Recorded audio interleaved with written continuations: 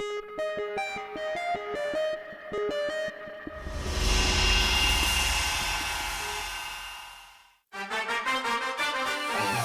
two, three, four, five, six, seven. Being with buddies is being in heaven. Seven are the colors, seven are the cause. When we together, stronger than a sword. याद आएंगी हमें वो घर और गलियां, झगड़े थे जहाँ जहाँ थी प्यारी दुनिया। भूलेंगे न हम तुमको यारो, रूठेंगे न हम तुमसे यारो। याद आएंगी हमें वो घर और गलियां, झगड़े थे जहाँ जहाँ थी प्यारी दुनिया। भूलेंगे न हम तुमको यारो, रूठेंगे न हम तुमसे यारो। अब तक आपने देखा कि राज, इरफान और बाकी दोस्त जो सिर्फ एग्जाम से बचने के लिए थिएटर प्ले में पार्टिसिपेट करना चाह रहे थे, अब धीरे धीरे इस मौजू के रंग में घुलते जा रहे हैं। वो सबीना को 5 मुजाहिदे आज़ादी पर नोट्स लिखकर देते हैं।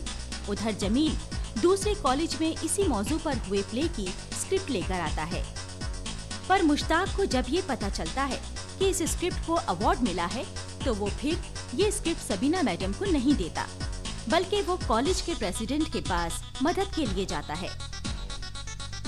कॉलेज का प्रेसिडेंट सबीना पर राज वगैरह की मदद का इल्जाम लगाता है, तो प्रिंसिपल ये फैसला करते हैं कि अब ये फैसला पूरे कॉलेज के सामने होगा कि दोनों टीमों में से किसको जानकारी ज्यादा है और कौन प्ले करने का हकदार है, और ये फैसला होगा क्विज के जरिए।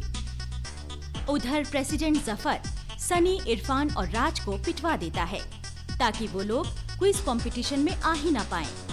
आइए देखें आगे क्या होता है।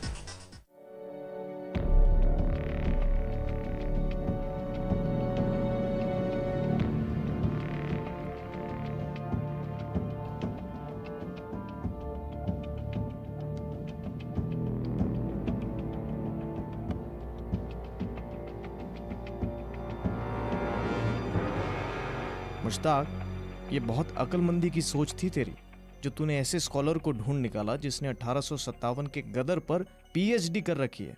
मगर वो क्या नाम बताया था उसका? हाँ, राशिद। कब आएगा राशिद? यार, ये राशिद क्यों नहीं आया अभी तक? खुदा कसम बहुत टेंशन हो रही है। इस बार तो बीपी के साथ साथ टेम्परेचर भी हाई हो रहा है मेरा। आ तो जाना चाहिए था अब तक, बस आता ही होगा। अब 1857 का दौर तो हम कर लेंगे, मगर 2 अहम दौर रह जाएंगे। एक तो 1857 से पहले का दौर और दूसरा गांधी जी का दौर। 1857 से बाद के दौर के बारे में तो सबा को मालूम ही होगा। हाँ, गांधी जी पर तो मैंने बहुत किताबें पढ़ी हैं, मैं वो दौर तैयार कर लूँगी। मगर 1857 से पहले का दौर मुश्किल होगा, क्योंकि उसमें जितने फ्रीडम फाइटर्स थे वो ज़्यादातर इंडिविजुअल थे। उनकी तो तैयारी करनी ही होगी। एक काम करो, हम इस दौर पर तैयारी बांट देते हैं। विवेक और ज़ेबा, तुम सीधे लाइब्रेरी जाओ और 1857 के पहले के शख्सी मुजाहिदों पर नोट्स ले लो, साथ ही साथ सवाल भी बनाती जाओ।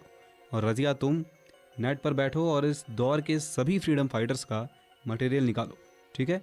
शाम को फिर मिलते हैं। माफ़ करना यार, थोड़ी देर हो गई। आओ आओ राशिद मियाँ, कब से इंतज़ार कर रहे थे तुम्हारा। ट्रैफिक बहुत था। कोई बात नहीं राशिद मियाँ, यही बहुत है कि आपने हमारे लिए अपना वक्त निकाला। भाई, हम तो फिक्रमंद हो रहे थे। चलो, बहुत अच्छा हुआ आप आ गए। मुझे मुश्ताक ने बताई है सारी सूरत हाल। मैं जानता हूँ कि वक्त कम है। मैं पहले आपसे कुछ ऑब्जेक्टिव टाइप सवाल पूछूंगा, उससे आपको अपनी मालूमात का जायज़ा भी लग जाएगा और मुझे भी मालूम पड़ जाएगा कि इस शोबे को आप कितना जानते हैं।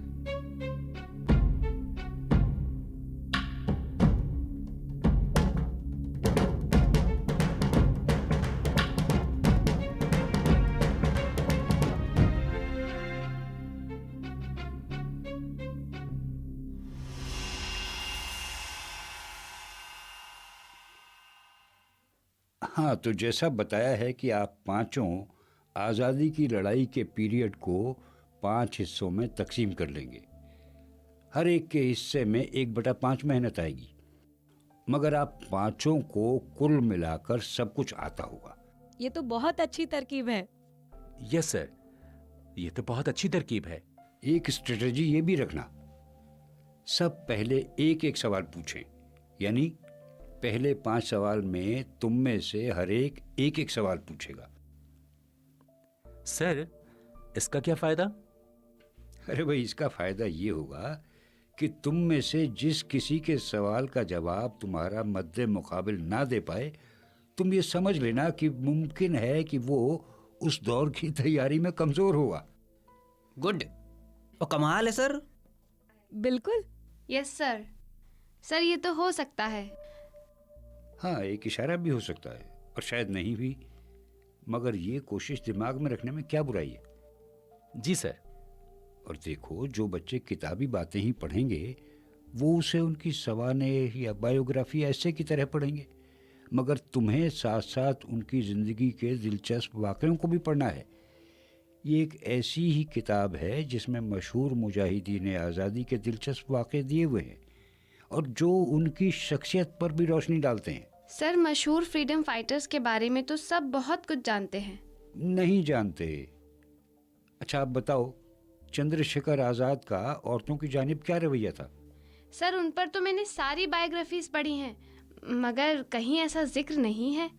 तो सुनो, चंद्रशेखर आज़ाद औरतों की बहुत इज्जत करते थे। एक बार वो एक सेठ से आज़ादी की लड़ाई के लिए चंदा लेने गए। वो सेठ बहुत ही कंजूस और काइयां भी था। पिस्तौल देखकर वो भागकर एक कमरे में छिप गया और घर की औरतों को कहा कि वो चंद्रशेखर आज़ाद की पिटाई करें, झाड़ू बेलन वगैरह जो भी मिले उससे। उसने उन्हें बताया कि आज़ाद औरत पर कभी हाथ नहीं उठाते। तो बच्चों, उस सेठ की बीवी, बेटी, बहू ने डंडे, बेलन, झाड़ू वगैरह उठा लिए और सेठ के कमरे के आगे खड़ी हो गई। जब आज़ाद आगे बढ़े तो वो लगी पिटाई करने और जोर जोर से चिल्लाने। चंद्रशेखर आज़ाद, जिनसे अंग्रेज भी खौफजदा थे, कुछ देर तो पिटते रहे, फिर भाग खड़े हुए।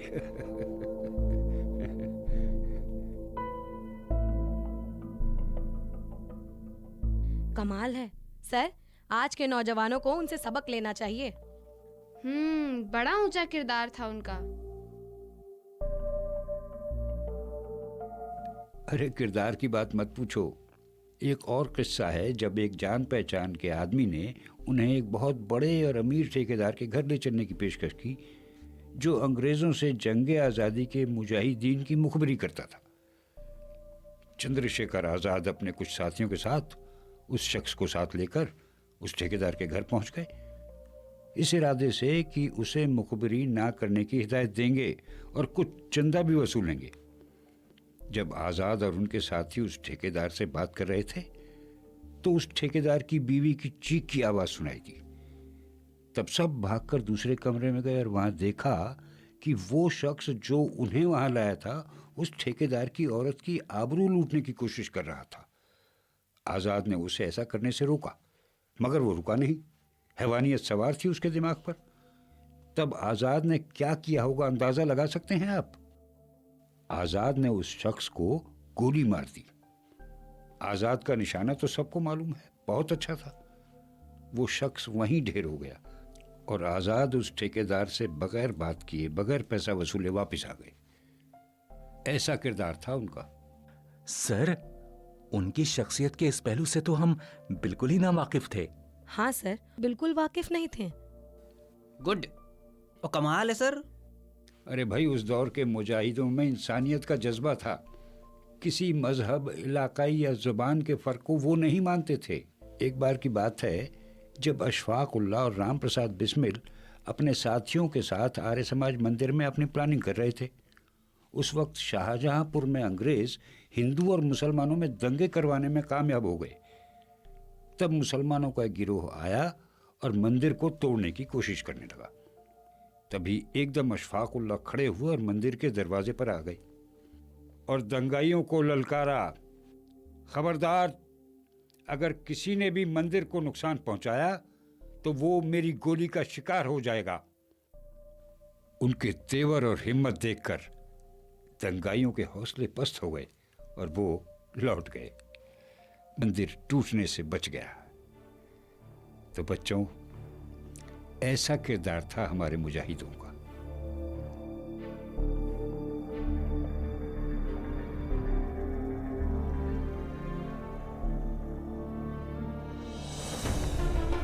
जब गम का साया काला सा हो चारों ओर, उम्मीद की नई किरण तू मत बिखर, तू मत बिखर, तू मत बिखर, तू मत बिखर, मिलेगी तुझको है मदद, विश्वास रख।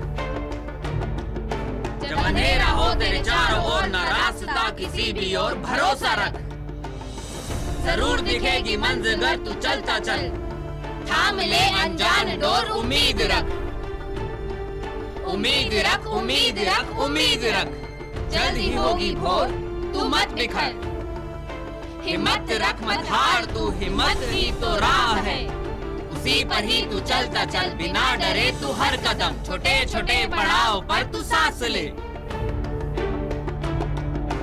अपनों का ये साथ तू कभी न छोड़, थामे तुझे एक डोर है अनजान सी, संभाल तुझे वो डोर है, तू काम कर, बटोरे चल जो खुशी मिले, तू हंसता चल, जिंदगी का ये दस्तूर है, तू ये समझ, जब ज्यादा हो अंधेरा आ गई बस भोर है, तू लड़ता चल, तू चलता चल, तू हिम्मत रख, तू भरोसा रख, उम्मीद रख, पार होगी हर डगर, तू चलता चल।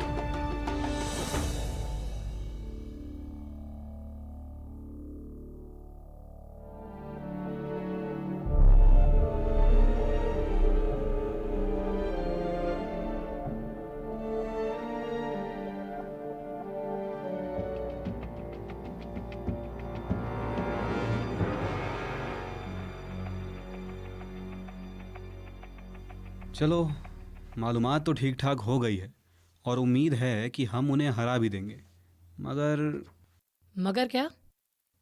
मगर मुझे खुशी नहीं होगी अगर हम जीत भी गए तो। हाँ, ये तो है। जो हुआ और जिस तरह से हुआ वो होना नहीं चाहिए था। देखो यार, हमारे इरादे ऐसे नहीं थे और ना ही हमने वो सब किया। अब क्यों तुम दोनों खुद को कसूरवार समझ रहे हो यार? हाँ, मैं जानती हूँ उन्हें कुछ नहीं आता, वो हारेंगे भी, पिटाई भी करवा ली और प्ले भी नहीं कर पाएंगे। और वैसे भी गिरे दूध पर नहीं रोना चाहिए, जो हो गया सो हो गया। मगर वो हकदार भी नहीं थे इस प्ले को करने के। क्या मतलब? जैसा ज़ेबा ने बताया, उन्हें प्ले का तजुर्बा भी नहीं है, फिर आता भी नहीं। वह अपनी भी हंसी उड़वाते और कॉलेज की भी किरकिरी होती। हाँ, अगर इतनी ही ख्वाहिश थी प्ले करने की तो हमारे पास आते और रिक्वेस्ट करते कि वो हिस्सा लेना चाहते हैं, तो हम उन्हें चांस दे देते। क्यों मुश्ताक? क्या पता। हेलो जी सर। जी ठीक है सर, हम सभी आते हैं। तो ठीक है सर, मैं और जमील आते हैं। Right sir. क्या हुआ? प्रिंसिपल ने बुलाया है अपने कमरे में फौरन। हाँ जमील। चलो, पर क्या कुछ वजह नहीं बताई? नहीं यार, अब ये प्रिंसिपल ने क्यों बुला लिया? एक टेंशन हटती है तो दूसरी आ जाती है, प्रॉब्लम पे प्रॉब्लम। ऐसी क्या बात हो गई? मुझे लगता है राज और इरफान ने शिकायत कर दी होगी। यही होगा। ओह गॉड विवेक, ऐसे क्यों बोल रहे हो कि शिकायत कर दी होगी उन्होंने? कुछ अच्छा बोलो ना। उनकी तैयारी तो हुई नहीं होगी, जरूर हम पर पिटाई का इल्जाम लगाकर ओपन कंपटीशन से भागने की तरकीब बनाई होगी। हाँ, और कोई वजह नहीं हो सकती। तभी तो प्रिंसिपल ने मुश्ताक के मोबाइल पर फ़ोन करके फ़ौरन उसे अपने कमरे में आने को कहा। एक हिसाब से सोचा जाए तो उनका हम पर शक करना मुनासिब भी होगा। वो ये तो सोच भी नहीं सकते कि कॉलेज यूनियन का प्रेसिडेंट अपनी तरफ से हमारी मदद कर रहा था। यार रजिया, हम लोगों को इन सियासी लोगों से दूर ही रहना चाहिए था।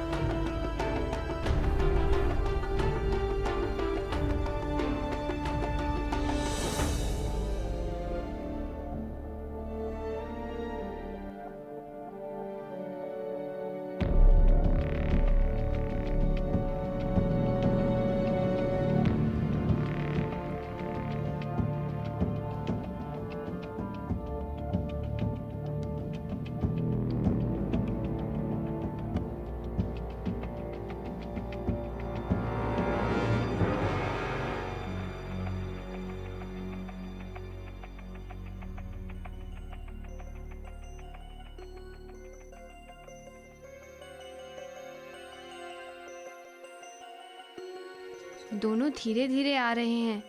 ज़रूर कोई खास बात कही है प्रिंसिपल ने। हाँ, संजीदा भी है। कहीं हमारे प्लान के बारे में तो। हिना, फिर वही, अब तो हम सच में प्ले करने जा रहे हैं।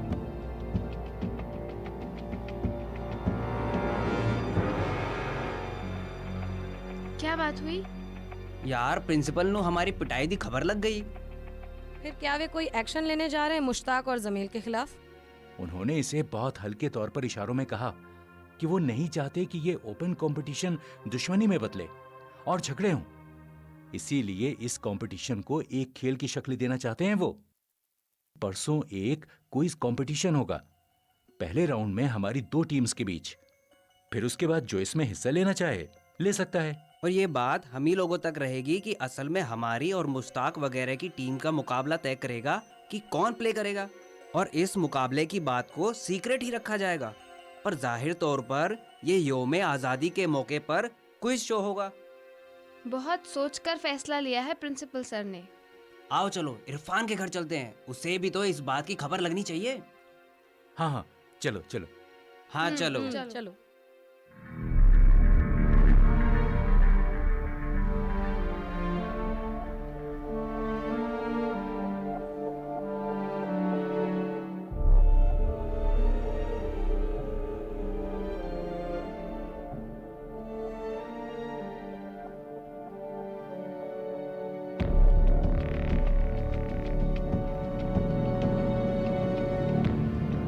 तो यानी अब क्विज कंपटीशन होगा? Quiz competition? उसमें रूल्स क्या होंगे? मेरे ख्याल से वैसे ही जैसे कौन बनेगा करोड़पति के थे। मगर असल में ये होगा कौन बनेगा स्टेज पति। हाँ सुन, लेकिन एक डिफरेंस होगा, हमारे प्रिंसिपल होंगे अमिताभ बच्चन।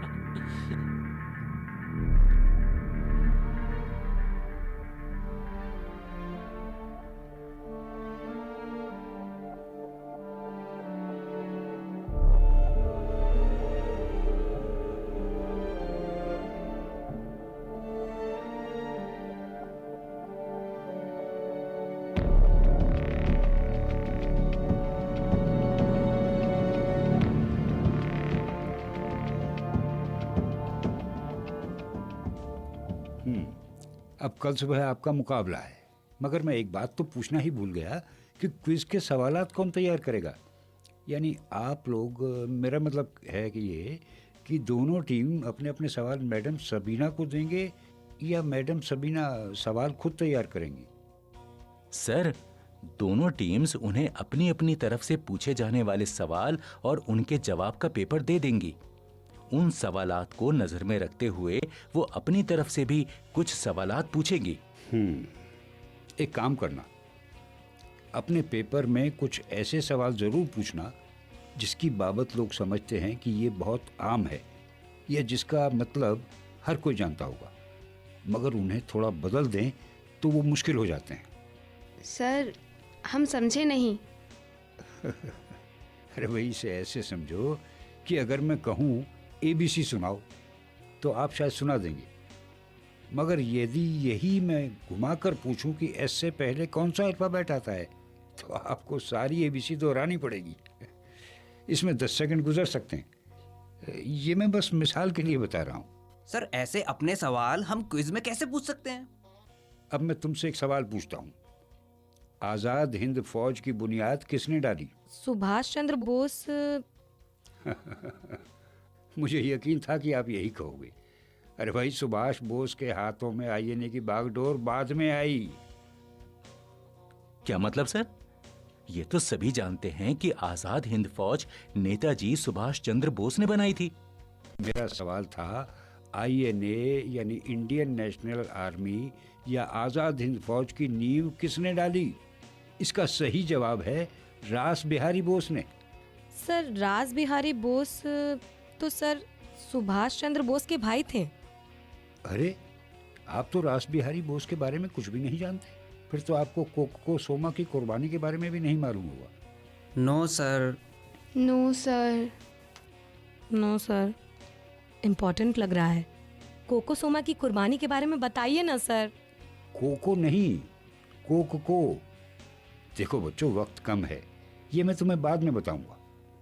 रास बिहारी बोस ने 1914 के दिसंबर में आज़ाद हिंद फौज बनाई और कैप्टन मोहन सिंह को उसका सदर बनाया। इसका मकसद हिंदुस्तान से अंग्रेज़ों को मार भगाना था। इसमें लोगों को भर्ती करके फौजी ट्रेनिंग दी जाने लगी। फिर जब 1943 में सुभाष बोस वहाँ आए तो रास बिहारी बोस ने उनकी काबिलियत और जज्बे को देखकर आज़ाद हिंद फौज की बागडोर उन्हें दे दी। तब सिंगापुर में अंग्रेज़ी फौज जापानी सेना से हार गई थी और उनके सारे सिपाही युद्धबंदी बना लिए गए थे। नेताजी ने इसका फ़ायदा उठाया और जो हिंदुस्तानी फौजी अंग्रेज़ों की फ़ौज के साथ पकड़े गए थे, रास बिहारी बोस की मदद से उन्हें जापानी सरकार से इजाज़त लेकर आज़ाद हिंद फौज में भर्ती कर दिया। और इस तरह अंग्रेज़ों की उस हारी हुई फौज के सिपाहियों को उन्होंने एक इनकलाबी फौज में बदल दिया और उन्हें अंग्रेज़ों के खिलाफ लाखड़ा किया। ये नेताजी की बहुत लाजवाब चाल थी। कमाल है, हमें पता ही नहीं कि नेताजी ने आजाद हिंद फौज को कितनी समझदारी से बड़ा किया और मुनज़्ज़म किया। कमाल है, हम अपने माजी से ही ना वाकिफ हैं। जज्बा है अब लड़ने का, तूफानों से भिड़ने का। जज्बा है अब लड़ने का, तूफानों से भिड़ने का। है ये दिल में आग भड़की, जीतेंगे हर शे डगर की। हट जा तू जल जाएगा, मिट्टी में मिल जाएगा। जज्बा है अब लड़ने का, तूफानों से भिड़ने का। जज्बा है अब लड़ने का, तूफानों से भिड़ने का। है ये दिल में आग भड़की, जीतेंगे हर शे डगर की। हट जा तू जल जाएगा, मिट्टी में मिल जाएगा। जज्बा है अब लड़ने का, तूफानों से भिड़ने का।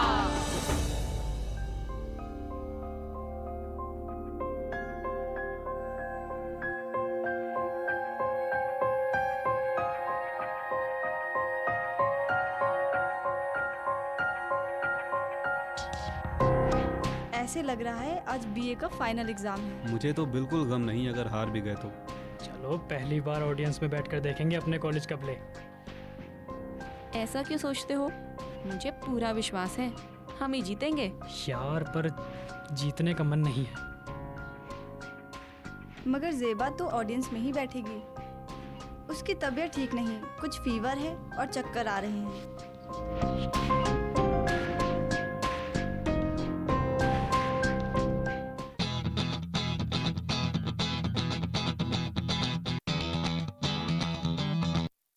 अरे यार इरफान, मैं रात को प्रोग्राम के लिए चंद लाइनें लिख रहा था हुब्बुल वतनी पर। अगर इजाज़त हो तो मैं सुनाऊं? मियाँ, प्ले मिला नहीं और प्ले के लिए लाइनें तुमने पहले ही लिखनी शुरू कर दी। क्या बात है, क्या बात है। अर्ज किया है कि आज़ादी की है चाह सबकी, आज़ादी की है चाह सबकी, सबको अपना आसमां चाहिए। आज़ादी की है चाह सबकी, सबको अपना आसमां चाहिए। आज़ाद मुल्क का शुक्रिया करें हम उन सबको, जिनके हिस्से में ये मकाम आए, जो मुल्क के काम आए। खुश नसीब थे वो सब, जिनके हिस्से में ये काम आए। आगे अर्ज करता हूं कि महक गए वो सब फिजा में इस गुलिस्तां की, महक गए वो सब फिजा में इस गुलिस्तां की। थे कारवां में बहुत पर ना सबकी दास्तां थी। था ये कारवाने आज़ादी, था ये कारवाने आज़ादी। वाह राज मियाँ वाह। भाई पहले क्विज तो जीत लो, क्विज शुरू होने वाला है। चलो चलें। हाँ हाँ चलो चलो। हाँ चलो चलो।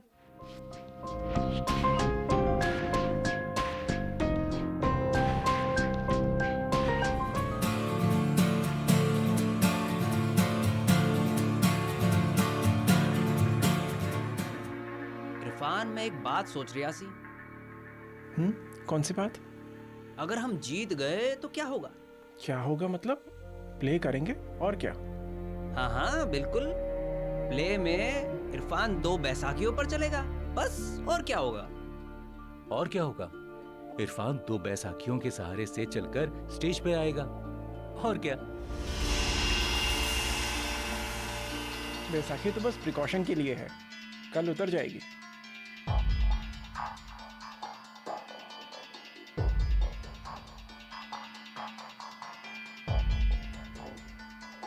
इरफान, तू बैसाखी के बगैर खड़ा हो पाएगा?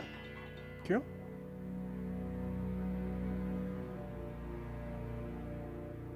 क्योंकि मैं तेरी बैसाखी से इनकी धुनाई करना चाहता हूँ। नहीं नहीं, बिल्कुल नहीं। हमें कोई झगड़ा और फसाद नहीं करना है। इरफान कैसे हो? मेरा मतलब टांग में चोट, दर्द ज्यादा तो नहीं? दूसरी सलामत है, वही काफी है। सनी मेरे दोस्त, बात को समझा कर। उस झगड़े में हमारा हाथ नहीं था। यार वो सब झगड़ा प्रेसिडेंट ने करवाया था, फिर भी हमें अफसोस है, मलाल है।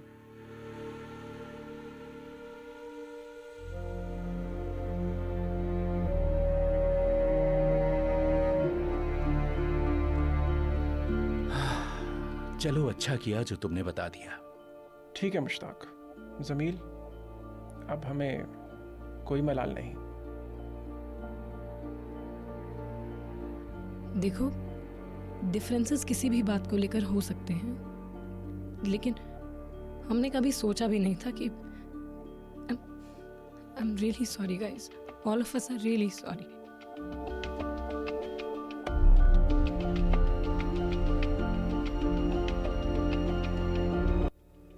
ज़ेबा, नफरत दिल में रखकर तो जिंदगी वैसे भी नहीं बिताई जा सकती। और अब तुमने ये खुलासा कर ही दिया है तो हमारे मन में अब कोई मलाल नहीं।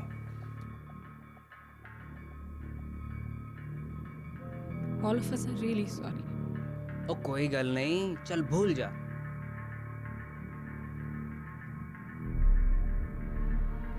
अब हमारे दिल में कोई शिकवा शिकायत नहीं। मेरे ख्याल से वक्त हो चला है, अब हमें चलना चाहिए। चलो। अब चलना चाहिए। बेस्ट ऑफ लक दोस्तों। Best of luck to all of you. अब चलना चाहिए।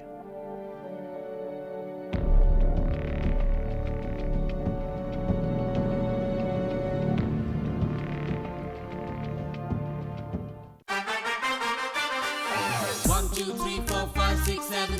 Being with buddies is being in heaven. 7 are the colors, 7 are the cause. When we together, stronger than a sword. याद आएंगी हमें वो घर और गलियां, झगड़े थे जहाँ जहाँ थी प्यारी दुनिया। भूलेंगे न हम तुमको यारो, रूठेंगे न हम तुमसे यारो। याद आएंगी हमें वो घर और गलियां, झगड़े थे जहाँ जहाँ थी प्यारी दुनिया। भूलेंगे न हम तुमको यारो, रूठेंगे न हम तुमसे यारो।